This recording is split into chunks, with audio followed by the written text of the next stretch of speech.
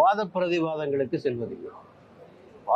Argument சொல்றோம் இல்லையா, debate, அதுக்கு போகாம ஃபேக்ட்ஸை மட்டும் சொல்லிடுறது. ஃபேக்ட்ஸை மட்டும் சொல்லி அவங்க முன்னாடி சொல்லுங்க, இதுக்கு பதில் சொல்லுங்கன்னா அவங்களால ஒன்றும் சொல்ல முடியாது, ஏற்றுக்கொண்டுதான் ஆக வேண்டும். உதாரணத்துக்கு எடுத்துக்கிட்டேன், இஸ்லாத்தை இங்கே கட்டாயப்படுத்தி மதம் மாற்றினார்கள் அப்படின்னு ஒரு குற்றச்சாட்டு வைக்கிறவை. இப்போ நம்ம திருப்பி கேட்போம், இதுக்கு என்ன ஆதாரம்?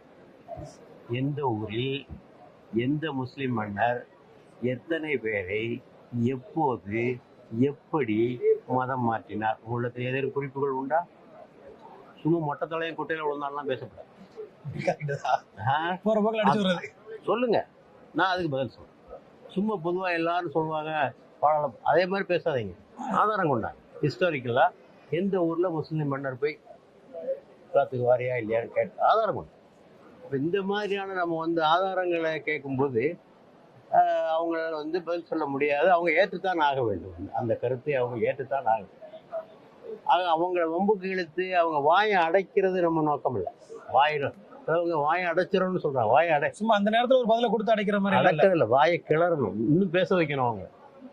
அல்லது உண்மையை பேச முடியாது, அவங்க கஷ்டப்படணும். ரெண்டும் ஒன்றுக்கு அந்த நிலைமைக்கு தான் வரணுமே தவிர மோதல் போக்கை நாம் கையாளணும். அந்த முறையில் தான் அதை